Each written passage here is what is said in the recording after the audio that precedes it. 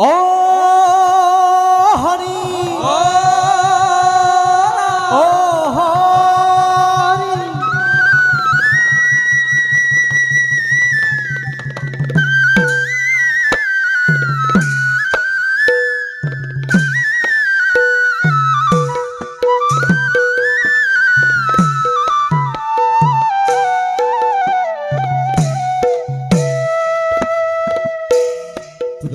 প্রবেশিলা ভবাসে দেবপুরন প্রবেশিলা ভবাসে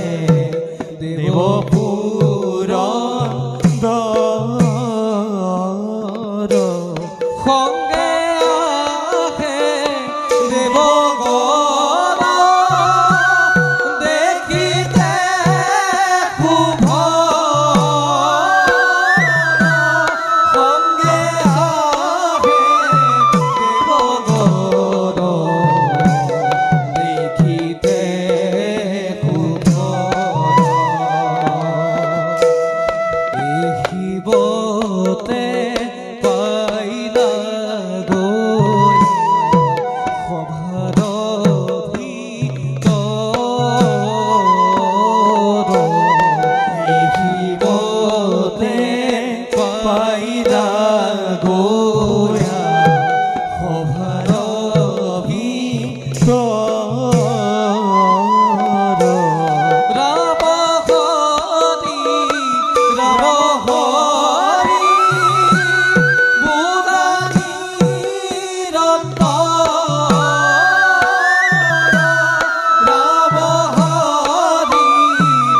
ৰাম হৰি বুঢ়ানী ৰত্ন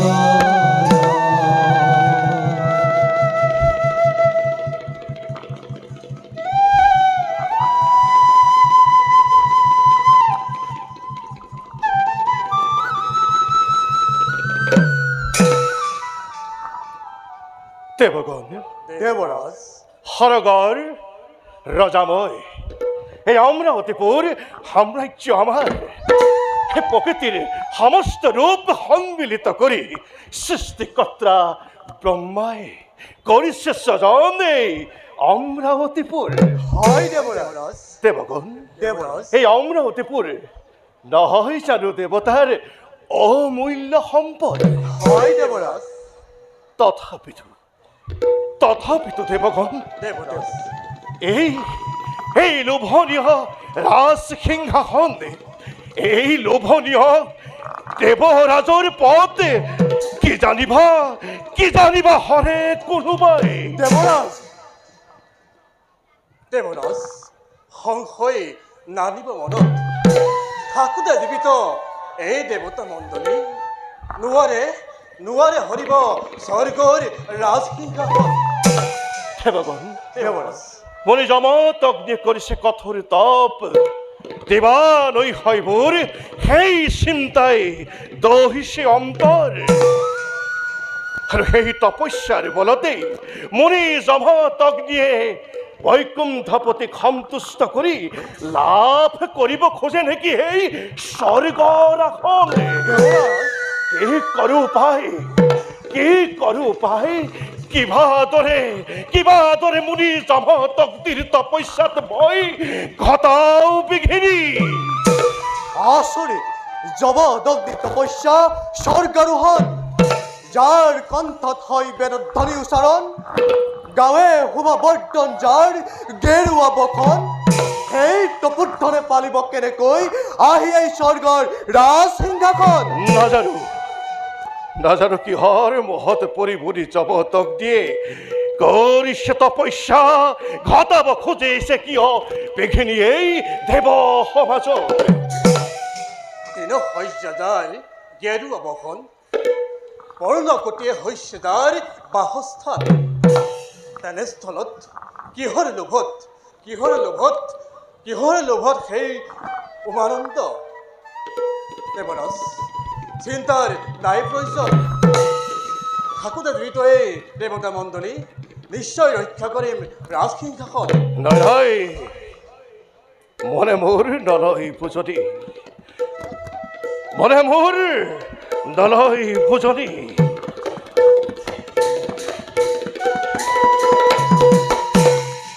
দেৱগণ দেৱৰাজ দেৱগণ দেৱৰাজ দেৱগণ, দেৱৰ দুৰ্লভ সুৰভি আছে অমৰাৱতীপুৰে, তাকেই দান কৰি ভংগ কৰ তপস্যা সেই কৰিবৰে। শুনি আনন্দিত হলো দেৱৰাজ। তেন্তে বিলম্বৰ নাই প্ৰয়োজন, বলক আমি যাত্ৰা কৰো মুনিৰ পথে। বল দেৱগণ।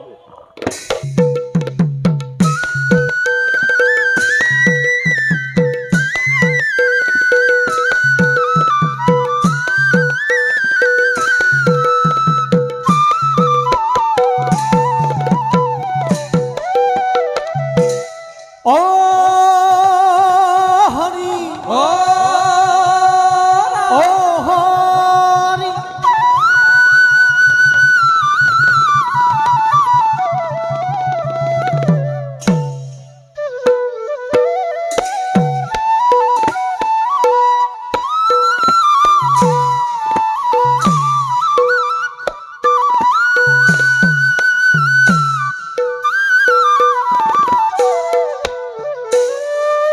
আরে রবে হয় কামধেনু খোভার ভিতর, আরে জবন ঘাতে গিলে তাক খবর দিল, আরে জমদ ঘাতে গিলে তাক খবর দিল, আরে দেখা দেখা সর্বচরণ ঈশ্বর লীলা, দেখা দেখা সর্বজনে, দেখা দেখা সর্বচরণ, দেখা দেখা সর্বজনে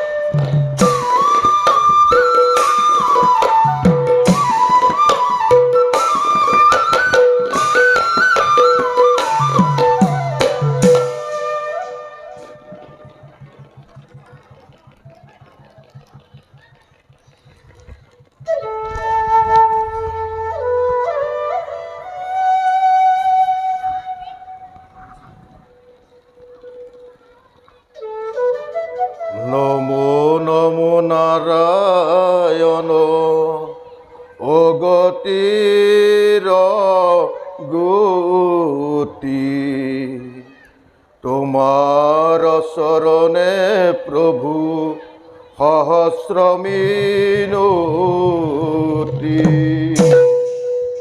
উত্তরূপে মোর গৃহে দিয়া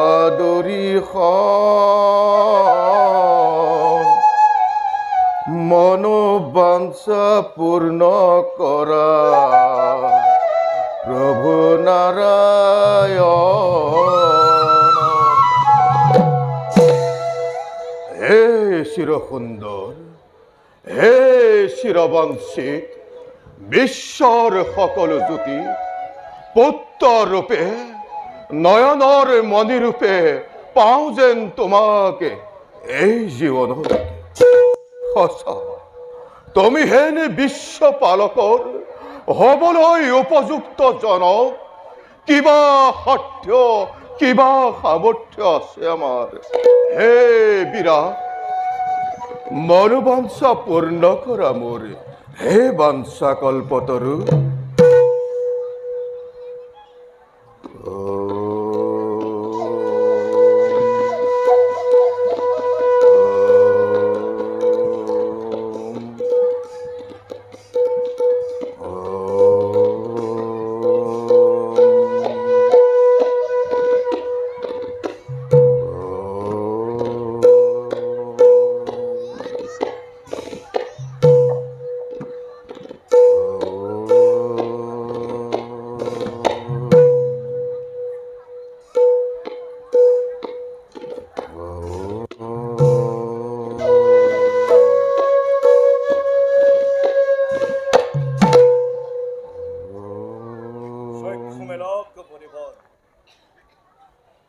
সক্ষমেলক মুনিবৰ, মই আপোনাৰ তপস্যাত সন্তুষ্ট হৈছোঁ। দেৱৰাজ ইন্দ্ৰ, ইয়াত তোমাৰ প্ৰয়োজন কি? মুনিবৰ, আপোনাৰ তপস্যাত মই সন্তুষ্ট হৈছোঁ আৰু তপস্যাত সন্তুষ্ট হোৱাৰ বাবেই দেৱৰ দুৰ্লভ সুৰভি আপোনাক দান কৰিবলৈ আহিছোঁ। এই সুৰভিৰ ওপৰত আপুনি সকলো পাব। আপোনাৰ আশ্ৰমত একো বস্তুৰে অভাৱ নঘটিব। তপ জপ সকলো পৰিত্যাগ কৰি এই সুৰভিক লৈ আপুনি আশ্ৰমলৈ যাত্ৰা কৰক মুনিবৰ।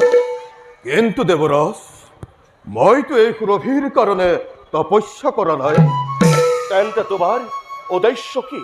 উদ্দেশ্য মহান, বৈকুণ্ঠপতিক পুত্ৰৰূপে পাবৰ বাবে মোৰ এই ঘোৰ তপস্যা। আপোনাৰ তপস্যাত সন্তুষ্ট হৈ সমস্ত দেৱতাই দেৱৰ দুৰ্লভ সুৰভি আপোনাক দান দিবলৈ পঠাইছে।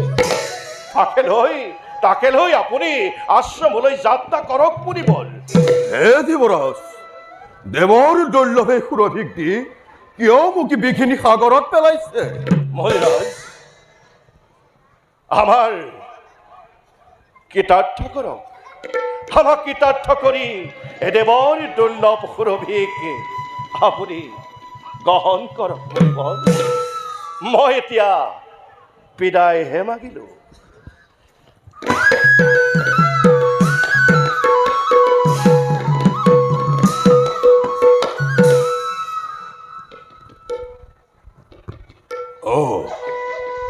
বুজিলোঁ, মই অনৰ্গল তপস্যা কৰা দেখি দেৱতাসকলৰ চকু পৰিছে। দেৱতাসকলে মোক এক মনে হৰি আৰাধনাৰ পৰা বিৰত ৰাখিব বিচাৰিছে।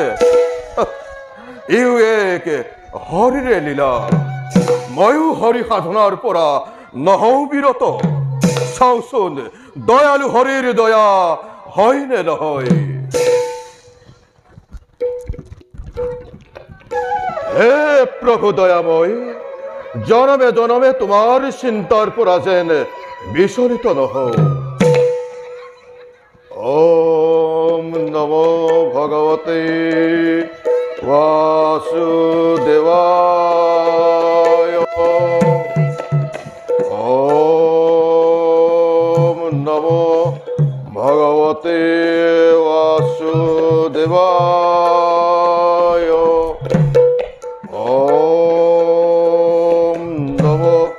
ভগবতে বাসুদেবায়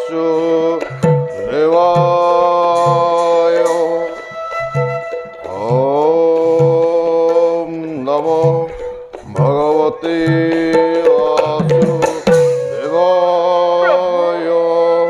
প্ৰভু প্ৰভু আপোনাৰ তপস্যা কি এতিয়াও শেষ হোৱা নাই ও প্ৰিয়ে প্ৰভু তুমিও আহিলে মোৰ হৰি সাধনাত বাধা দিবলৈ বাৰে বাৰে তপস্যাত ব্যাঘাত পৰীক্ষা পৰীক্ষা মাথো পৰীক্ষা প্ৰভু আৰু তপস্যাৰ কোনো প্ৰয়োজন নাই আহক আমি আশ্ৰমলৈ যাওঁ ৰেণুকা প্ৰভু দেৱৰাজ ইন্দ্ৰই মোৰ তপস্যাত সন্তুষ্ট হৈ দেৱৰ দুৰ্লভেই সুৰভিক দি গৈছে তুমি এই স্বৰ্গৰ সুৰভিক লৈ আশ্ৰমলৈ যোৱা আৰু যেতিয়াই তোমাৰ কিবা প্ৰয়োজন হ'ব সুৰভিৰ ওচৰত প্ৰাৰ্থনা কৰিলে পাবা যোৱা ৰেণুকা এই সুৰভিক লৈ তুমি আশ্ৰমলৈ যোৱা কিয় আপুনি নাযায় যদি ইষ্ট দেৱতাক সন্তুষ্ট কৰিব পাৰো তেন্তে নিশ্চয় মই আশ্ৰমলৈ ঘূৰি যাম অন্যথা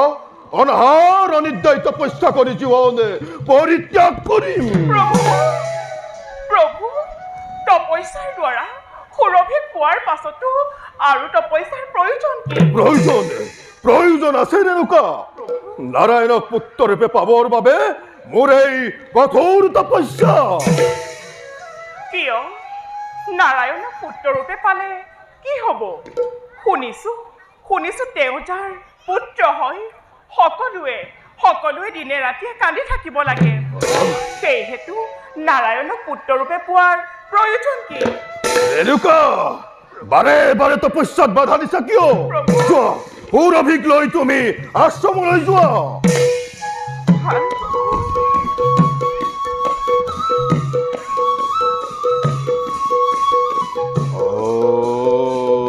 ওম নমো ভগবতে বাসুদেবায় কিন্তু ওম নাৰায়ণক নমো পুত্ৰৰূপে পাবৰ বাবে ভগবতে ভাবিয়া কিয় কওক বাসুদেবায় স্বামী কওক নাৰায়ণক পুত্ৰৰূপে পাবৰ বাবে আপোনাৰ মনত ইমান প্ৰবল হাবিয়া কিয় বাৰে বাৰে তপস্যাত ব্যাঘাত প্ৰভু কওক প্ৰভু ৰেণুকা কওক প্ৰভু ৰেণুকা কওক প্ৰভু ৰেণুকা তেন্তে নকয় কিয় তোমাৰ মুণ্ড ছেদন কৰিবলৈ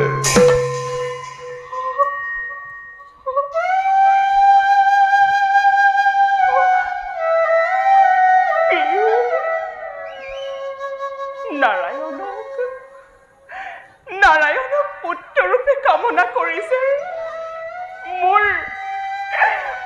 মুণ্ড ছেদন কৰিবলৈ সেয়ে যদি সঁচা হয় মই সঁচাকৈ ভাগ্যৱতী নাৰায়ণৰ হাতত মৃত্যু হলে ময়ো হ'ম বৈকুণ্ঠগামী প্ৰভু সেইদিন কেতিয়া আহিব প্ৰভু সেইদিন কেতিয়া আহিব মই আহিলো প্ৰভু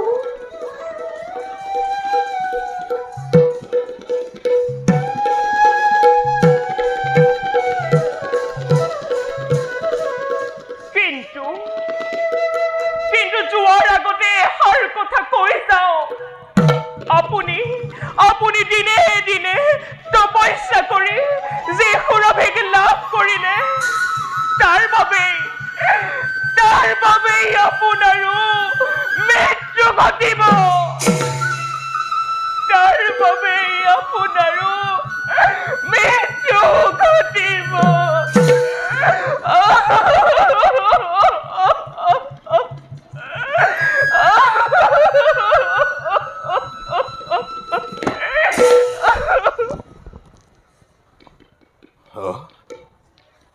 হঠাৎ ক্ৰোধৰ বশৱৰ্তী হৈ এয়া মই কি কৰিলো সঁচাকৈ নাৰায়ণে পুত্ৰৰূপে মোৰ গৃহত জন্ম গ্ৰহণ কৰি মোৰ বাক্য ৰক্ষা কৰিবাৰ কাৰণে পিয়াৰ এনুকাকে শিৰচ্ছেদ কৰিব নাকি?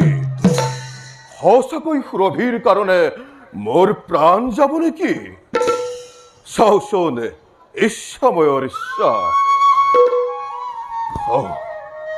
মই মিছাতে ইমান সময় হৰি সাধনাৰ পৰা বিৰত থাকিলো।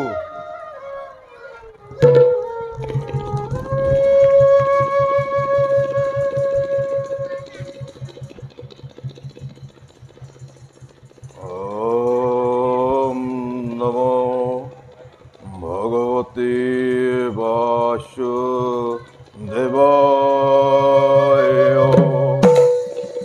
ওম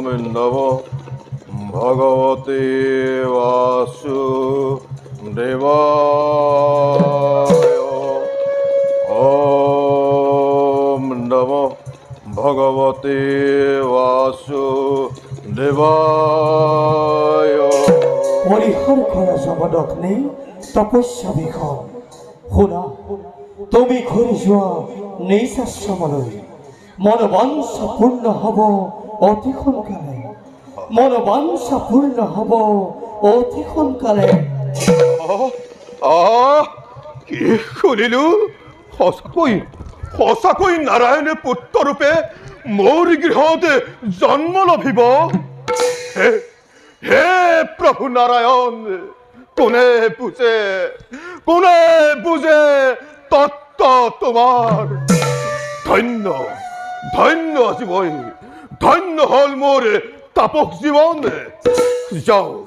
যাওঁ এবে মই নিজ আশ্ৰমলৈ।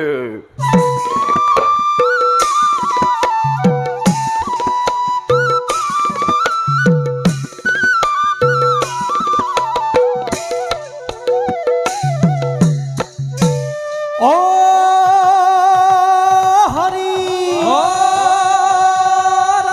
ও হরি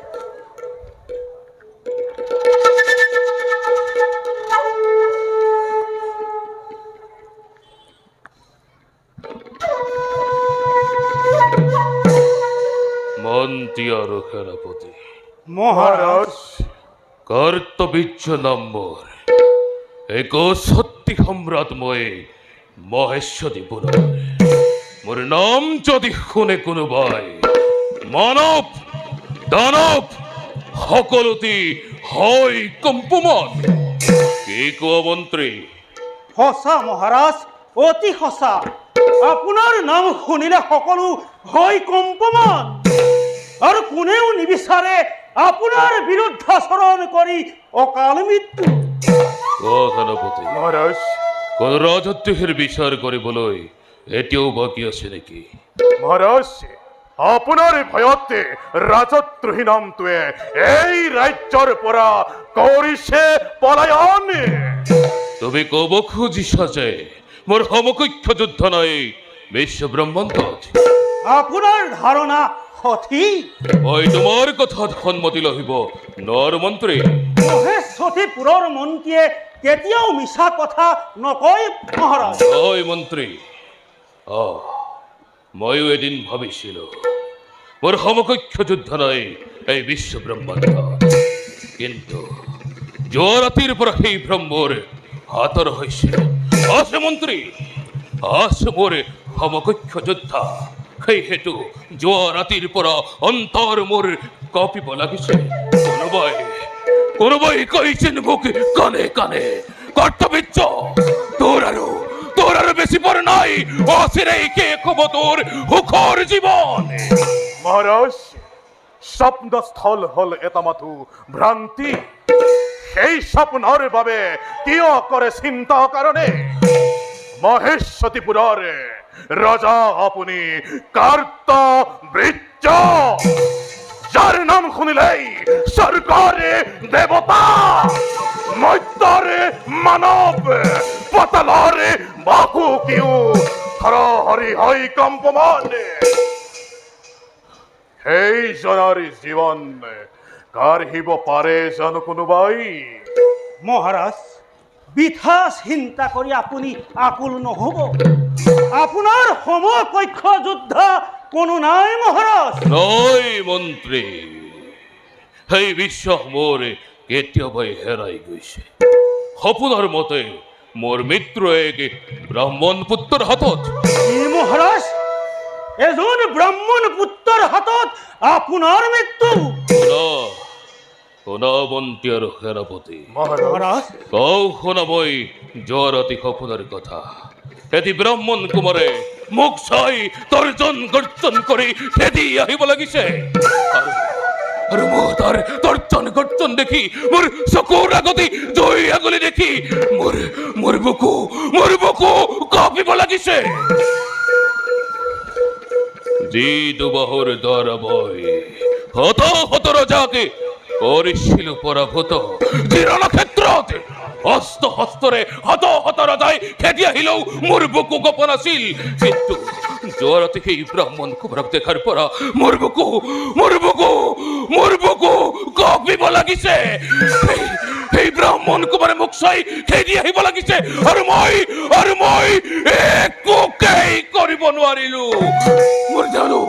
মোৰ তৰোৱাল সকলোবিলাকে তাৰ মুখত, সকলোবিলাকে তাৰ সন্মুখত খহি পৰিল। নাই, মোৰ বুকু এতিয়াও কঁপিব লাগিছে, মোৰ বুকু এতিয়াও কঁপিব লাগিছে। মহারাজ সবল মনে কদাপিতো নামানে সেই সপোনকে। সপোন সদায় মহারাজে সপোনেই। সামাজিকৰ কথা সকলো সঁচা নহয় মহাৰাজ।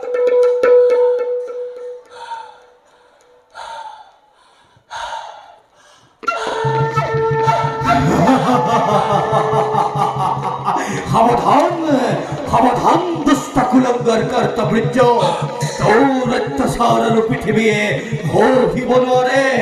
পাবি তই অবিলম্বে যোগ্য প্ৰতিফল, পাবি তই অবিলম্বে যোগ্য প্ৰতিফল।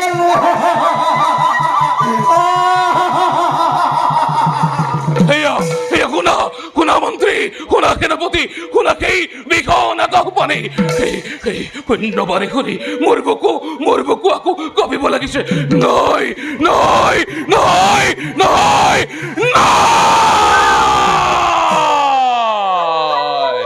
মহারাজ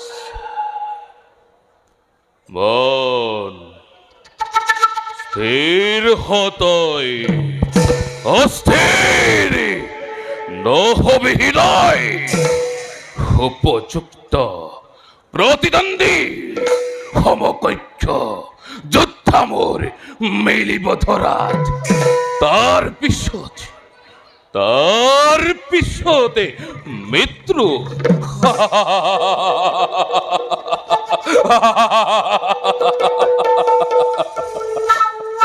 এও তো এক অবাক্যের কথা। জোয়া সেনাপতি, এই ব্রাহ্মণ কুমারক যতেই পোৱা অতি শীঘ্ৰে লৈ আনা মোৰ সমীপে। মৃত্যুক বিচাৰি যাব নালাগে মহাৰাজ, সি সময়ত নিজেই হ'ব উপস্থিত। মন্ত্ৰীবৰ, এই মোৰ অনুৰোধ নহয়, এই মোৰ কঠোৰ আদেশ অমান্য কৰিলে তোমালোকেও পাবা ইয়াৰ দুইখন শাস্তি। আজিলৈ সভাভংগ বৈমাৰতে কৰিলো ঘোষণা।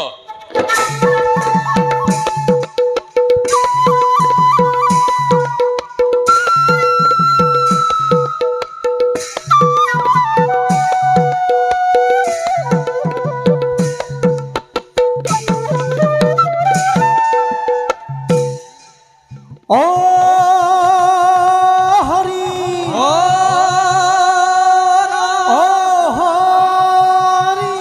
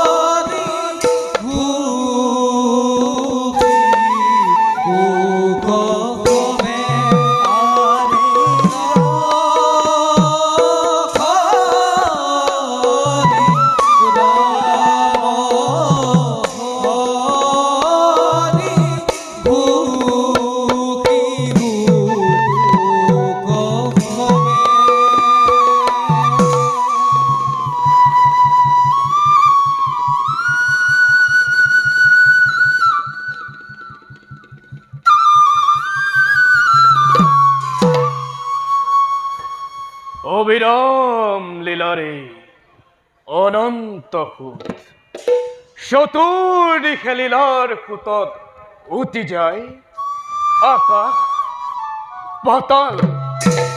কোনে ৰোধে গতি তাৰ, কোনে ৰোধে শক্তি তাৰ। লীলাৰ কত ঢৌ উঠে ধৰণীত, কত আহে কত যায়, কোনে কৰিব পাৰে তাৰ নিৰ্ণয়। কিন্তু আমাৰ যে অৱতাৰ ক্ষত্ৰিয় সংহাৰৰ বাবে বসুন্ধৰাই এদিন অত্যাচাৰ সহিব নোৱাৰি জনাইছিল আমাক এতিয়া দণ্ড দিয়াৰ উচিত সময় খন্তেকতে লুপ্ত পাবি হেৰৌ ক্ষত্ৰিয় কুল ক্ষত্ৰিয় নাম মাত্ৰ মই নাৰাখিম ধৰত ক'ত পলাই খাৰবি হেৰৌ ক্ষত্ৰিয় কুল তাহতৰ অত্যাচাৰ আৰু বসুন্ধৰাই কৰিব নোৱাৰে বহন ক্ষত্ৰিয় নিধনৰ মই কৰিলো ভীষণ প্ৰতিজ্ঞা দেখা যাওক ক্ষত্ৰিয়ৰ অত্যাচাৰ দেখা যাওক ক্ষত্ৰিয়ৰ ঘোৰ অত্যাচাৰ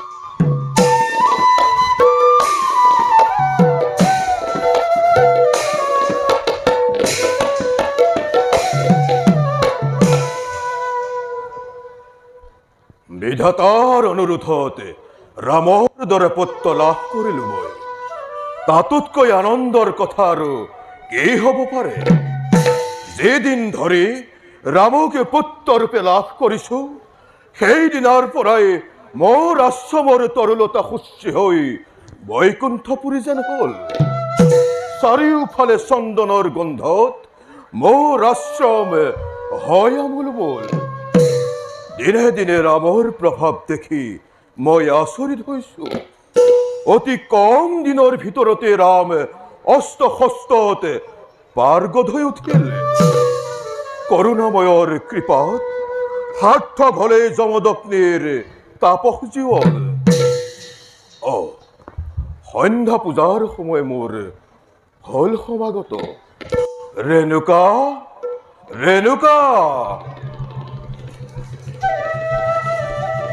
আজ্ঞা কৰক প্ৰভু ৰেণুকা প্ৰভু সন্ধ্যা পূজাৰ সময় মোৰ হল সমাগত পূজাৰ সকলো সম্ভাৰ প্ৰস্তুত নে সকলো প্ৰস্তুত আছে মাত্ৰ জল আনিবলৈ বাকী যোৱা তেন্তে জল আনি দিয়া ভাল প্ৰভু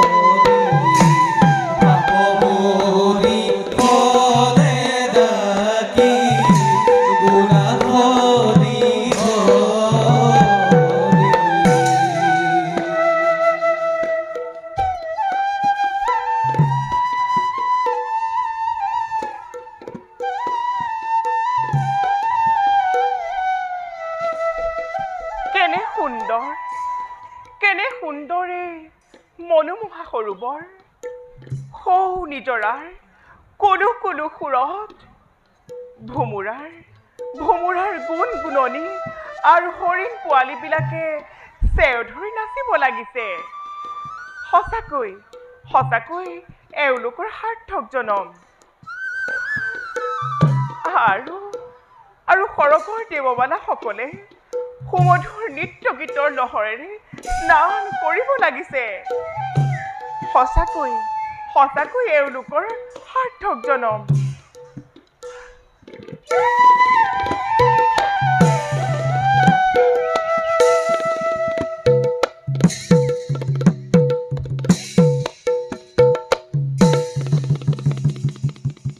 ও হৰি ও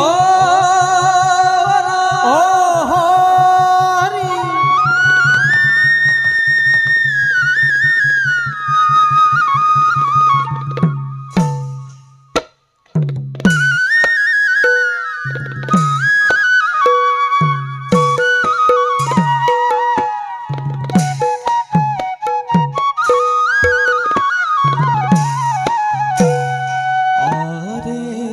ৰবে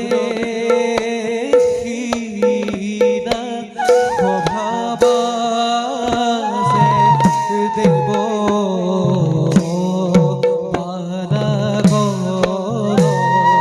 আৰে স্নান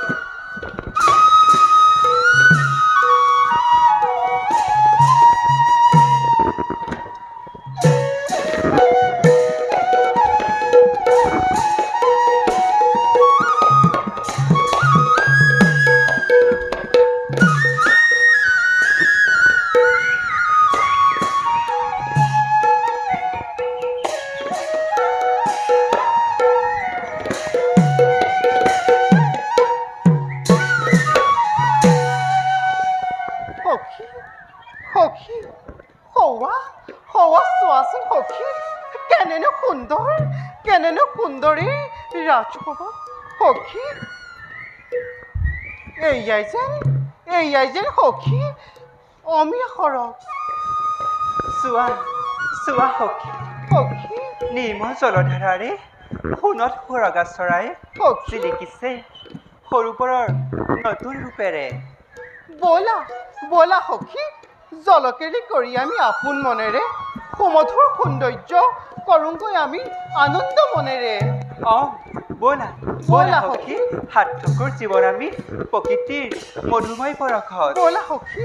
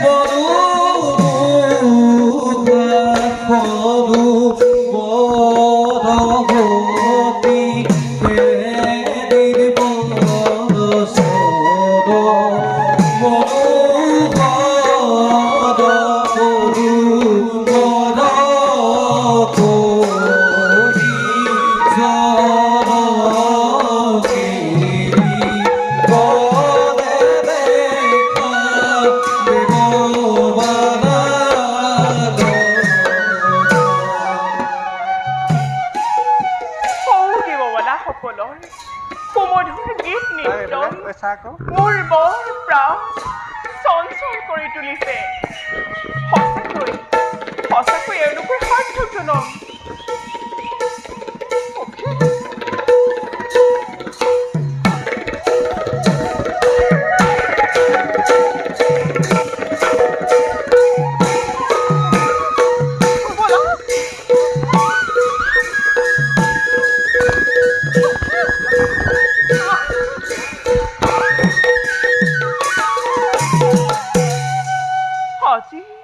আজি প্ৰকৃতিৰ এনে বিপৰ্যয় দেখিছো কিয়? প্ৰকৃতি দেৱীয়ে মোক দেখি যেন সৌ ডাৱৰৰ মাজত মুখ লুকুৱাইছে। কি মোৰ গাটো ঘনে ঘনে কঁপিব লাগিছে। আজি নিশ্চয় কিবা ঘটিব ঘটন। কি মোৰ মূৰৰ ওপৰত গাহৰিবিলাকে ৰমলিয়াইছে কিয়? নাই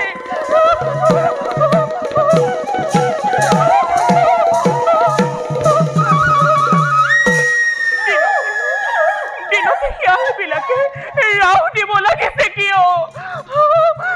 নাই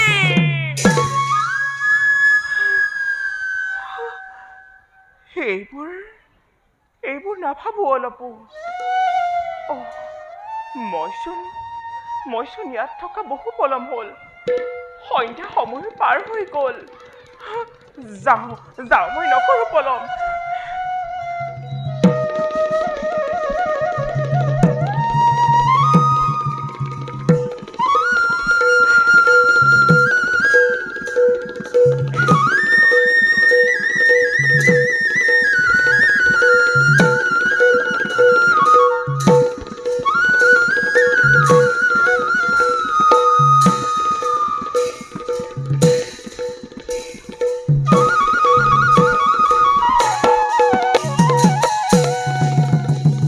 ৰেণুকা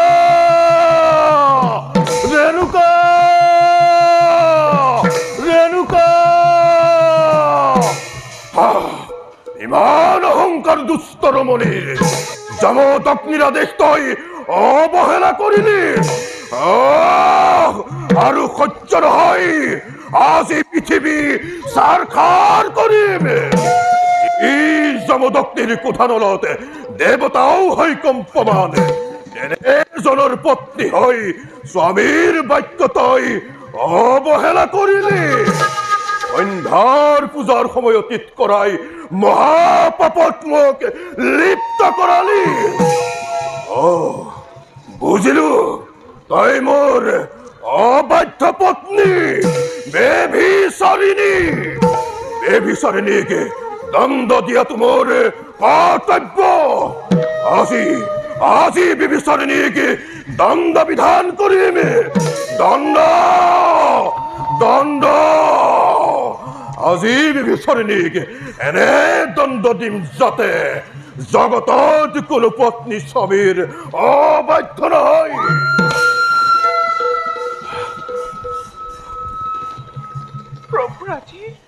প্ৰভুৰ আজি কালান্তক মূৰ্তি দেখিছো। নিশ্চয় আজি কিবা অঘটন ঘটিব।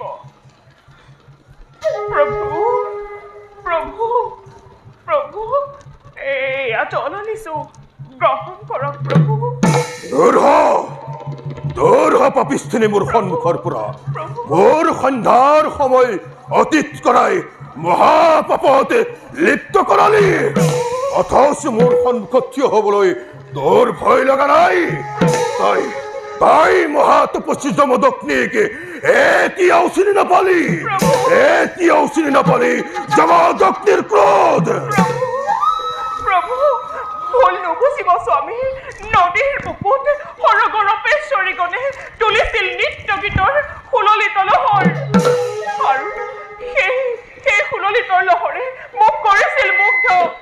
সেয়ে স্বামী পাহৰি গলো মোৰ কৰ্তব্য নিজৰ। প্ৰভু আপোনাৰ ক্ৰোধ সম্বৰণ কৰক। জ্ঞানী নবলা ৰমণীৰ প্ৰতি সদয় হৈ মোক ক্ষমা কৰক প্ৰভু, মোক ক্ষমা কৰক। ক্ষমা এই যমদগ্নিৰ ওচৰত তোৰ কোনো ক্ষমা নাই। তোৰ সন্মুখৰ পৰা দূৰ হ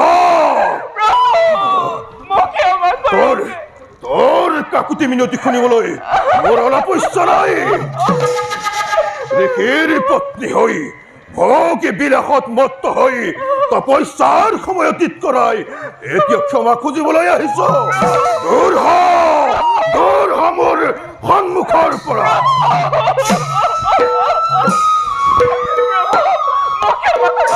মোক ক্ষমা কৰক প্ৰভু প্ৰভু মোক ক্ষমা কৰক মোক ক্ষমা কৰক ক্ষমা কৰা প্ৰভু মোক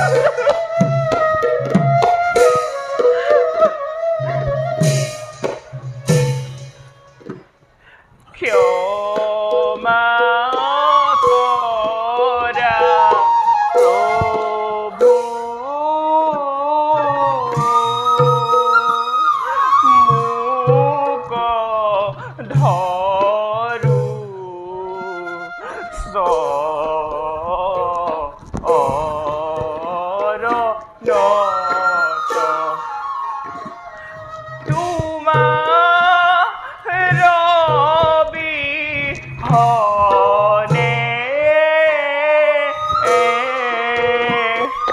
মোৰ নাহি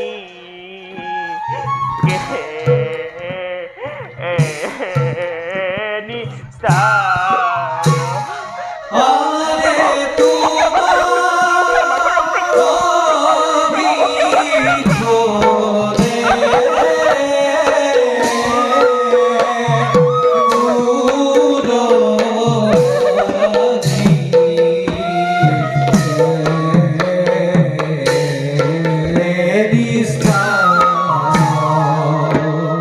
প্ৰভুৰ বিহনে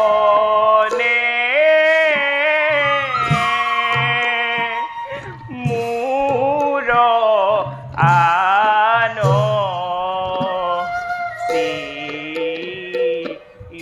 চিন্তা নাই হাৰে আজি হন্তে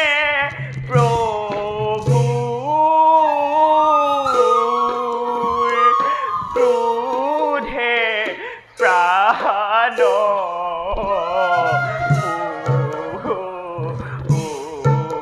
উটি যায় আৰে দাসী হতে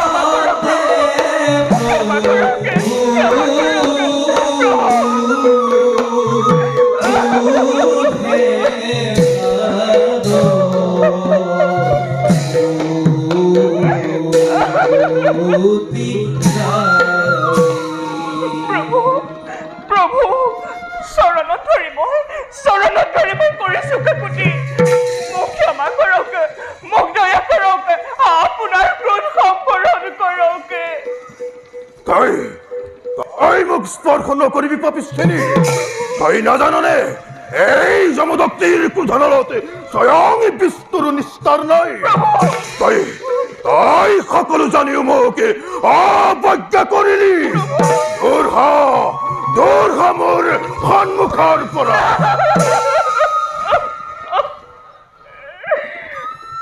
কি কৰা যায় কেনেকৈ প্ৰভুৰ কোন ৰক্ষা পাম যাওঁ ইয়াত থাকিলে আৰু কি হ'ব প্ৰভু প্ৰভু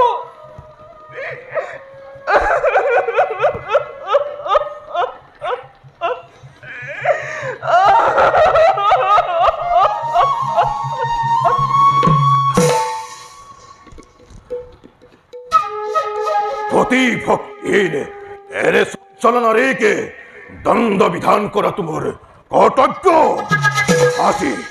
আজি বিভীষণীকে দণ্ড বিধান কৰিম শাস্তি কঠোৰ শাস্তি শিৰচ্ছেদ নিজ গৰ্ভজাত সন্তানৰ দ্বাৰাই কৰাম শিৰচ্ছেদ বাসা ৰমানন্দ বাসা সুৰেন্দ্ৰ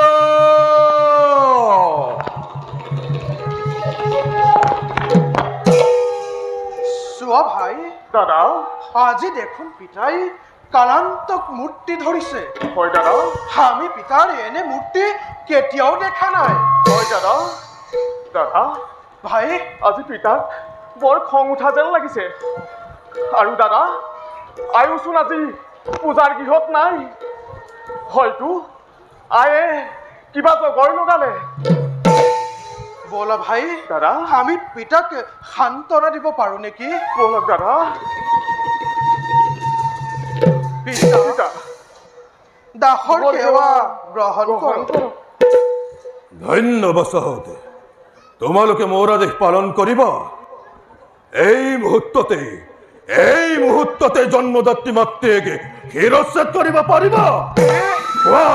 পাৰিবানে? উত্তৰ দিয়া। নাই নাই পিতা, ক্ষমা কৰক পিতা। কিবা দৰে মাতৃক হত্যা কৰিম। বেছি কথাৰ নাই প্ৰয়োজন। মোৰ আদেশ পালন কৰিব পাৰিবানে নোৱাৰা?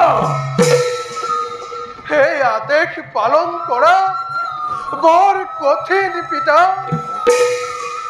সেই আদেশ পালন কৰিবলৈ মই আজি আপোনাৰ অবাধ্য পুত্ৰ পিতা। অবোধ সন্তান, পিতা, মই তেন্তে পিতৃৰ আদেশ পালন নকৰ। পিতা, তোক মই সাপ দিছো। পিতা, হৈ পৰি থাক। পিতা, নাই নাই পিতা, নাই নাই পিতা, পিতা,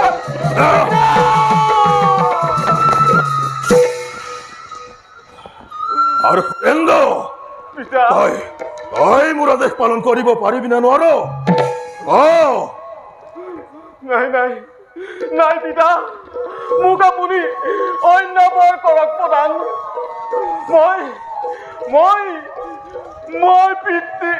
মাতৃক হত্যা কৰিব নোৱাৰো। হেৰে পুত্ৰৰ নাই প্ৰয়োজনে। তোকো ৰমানন্দৰ দৰে সাপ দিছো। তয়ো জৰ হৈ পৰি থাক।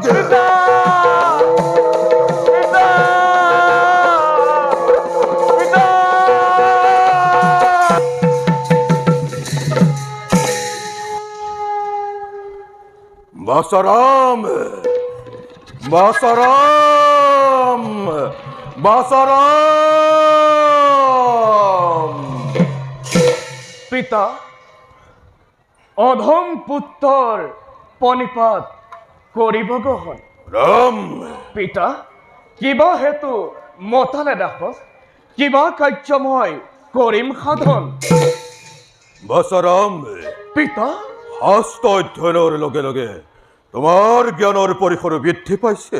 হয় পিতা। গতিকে বাসাৰাম, কোৱাচোন কেনে পুত্ৰ পিতাৰ শ্ৰেষ্ঠ পুত্ৰ? যি পুত্ৰই বংশ তথা পিতৃৰ মৰ্যাদা উজ্জ্বল কৰে, সেই পুত্ৰই শ্ৰেষ্ঠ। আৰু কোৱাচোন বাসাৰাম, তেনে পুত্ৰৰ কৰ্তব্য কি? ন্যায় অন্যায় নকৰি বিচাৰ পিতৃৰ আদেশ পালন কৰাই পুত্ৰৰ প্ৰধান কৰ্তব্য। তেন্তে আজি মই তোমাক যি আদেশ কৰিম প্ৰদান, ন্যায় অন্যায় বিচাৰ নকৰি পালন কৰিবলৈ তুমি সত্যবদ্ধ হোৱা। পিতা, মইতো সৰ্বদাই আপোনাৰ আদেশ পালন কৰি আহিছো, কিন্তু আজি মোক এনেকৈ সত্যত আবদ্ধ কৰাৰ কাৰণ? কাৰণ আজিৰ মোৰ আদেশ অতিকে কঠোৰ। আজি মই যি আদেশ কৰিম প্ৰদান, সেই আদেশ শুনিলে হয়তো সমগ্ৰ বিশ্ব ব্ৰহ্মাণ্ড বিস্মিত হৈ পৰিব। আৰু তুমিও যেতিয়া মোৰ আদেশ শুনিবা, তোমাৰো গাৰ নোম শিয়ৰি উঠিব। গতিকে বাসাৰাম, মন দৃঢ় কৰা। তুমি তোমাৰ কৰ্তব্য পালন কৰিবা। চাবা যাতে কৰ্তব্য পালনত বিচলিত নোহোৱা। আৰু চাবা যাতে তুমি তোমাৰ পিতাক বিমুখ নকৰা। হে ভগৱান, নাজানো কি চালনাত পেলাব খুজিছা। পিতা, তোমাৰ আদেশ যিমানেই কঠোৰ নহওক, ন্যায় অন্যায় বিচাৰ নকৰি সৰ্বদাই মই কৰিম পালন। যদি তোমাৰ আদেশত সমুদ্ৰৰ অতল গৰ্ভত ডুব দিব লাগে, জ্বলন্ত অগ্নিটো জাহ দিব লাগে, এনেকি ব্ৰহ্ম হত্যা, গো হত্যা, স্ত্ৰী হত্যা এনে মহাপাপতো লিপ্ত হ'ব লাগে, তাতো মই তিল মাত্ৰ নহংকুণ্ঠিত। কোৱা পিতা, মই তোমাৰ কি আদেশ পালন কৰিব লাগে? অনতেন্তে মোৰ কঠোৰ আদেশ।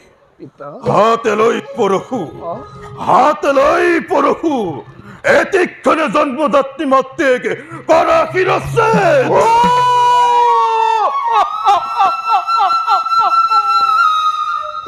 কি শুনাল?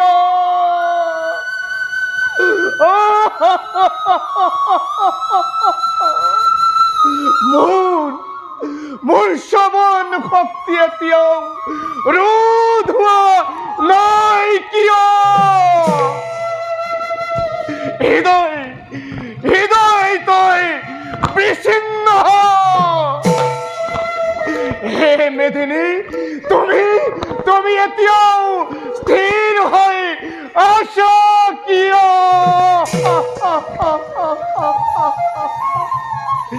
হে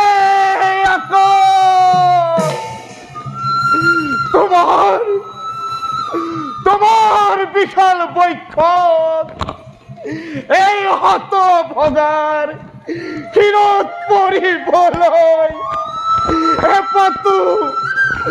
এপাতো বৰ্জ নাই ৰে।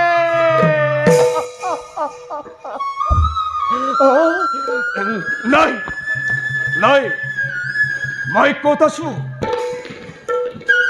এওঁ কোন? ছায়াৰ লগত মোৰ কথা হৈছে নেকি? নাই,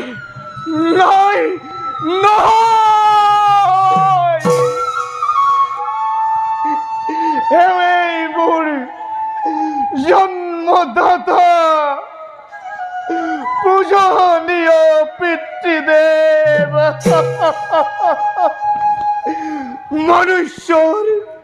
মনুষ্যৰ ৰূপে মোৰ লগত চালনা কৰিছে।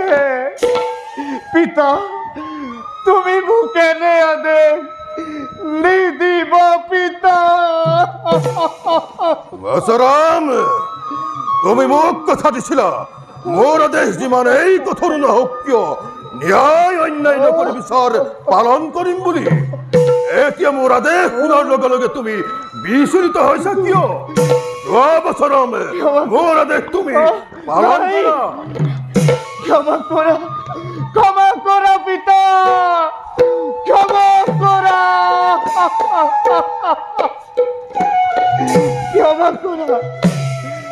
ক্ষমা কৰা পিতা।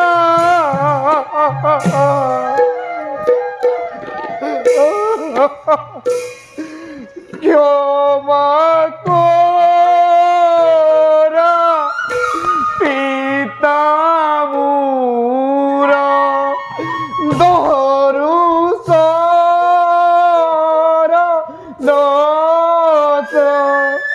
আৰে মাতি হইতা দেখ পিতা নকৰা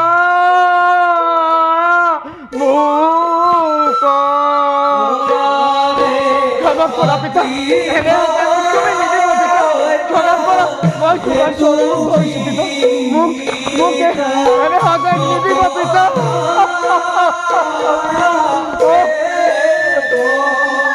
তাৰে প্ৰাণৰো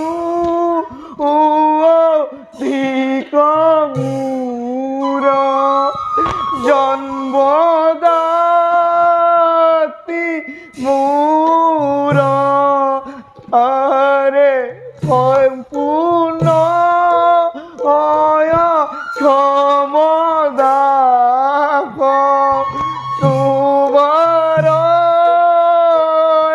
আদেশ। ক্ষমা কৰা পিতা, মোক তুমি এনে কৰিবলৈ নিদিবা। ক্ষমা কৰা।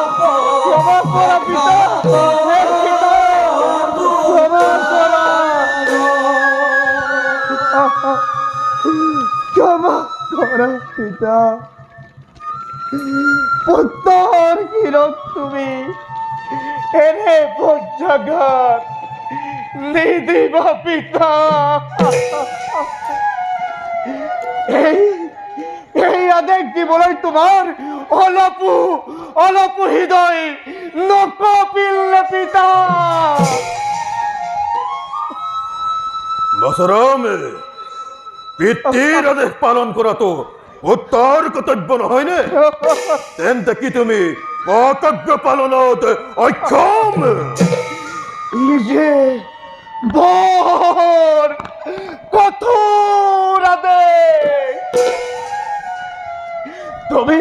তুমি মোক অন্য আদেশ কৰা মই তাক মুহূৰ্ততে পূৰ্ণ কৰিম কিন্তু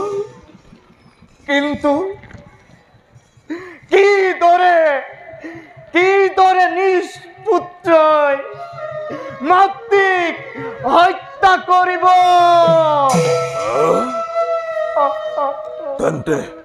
তেন্তে কি তই কৰ্তব্য পালন নকৰ এই নেকি তোৰ শাস্ত্ৰ জ্ঞান এই নেকি তোৰ পিতৃভক্তি এই নেকি তোৰ কৰ্তব্য পালন অবসৰাম তই মোৰ আদেশ পালন কৰিবি নে নকৰ নহলে তোক সাবধান ভস্ম কৰিম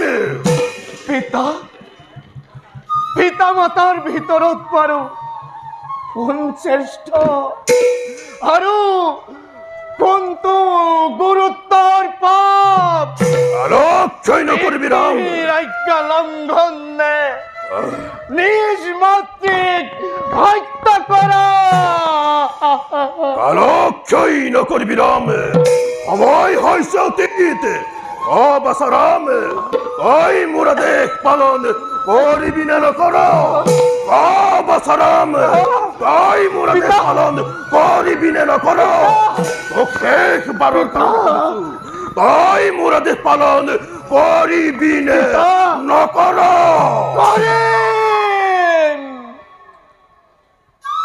কৰিম পিতা আপোনাৰ আদেশ শিৰোধাৰ্য পিতা স্বৰ্গ পিতা ধৰ্ম পিতা হি পৰম তপ পিতরি পিতিমাপন্নে প্রিয়ন্তে সর্বদেবতা পিতরি পিতিমাপন্নে প্রিয়ন্তে সর্বদেবতা পিতরি প্রীতিমাপন্নে প্রিয়ন্তে সর্ব দেবতা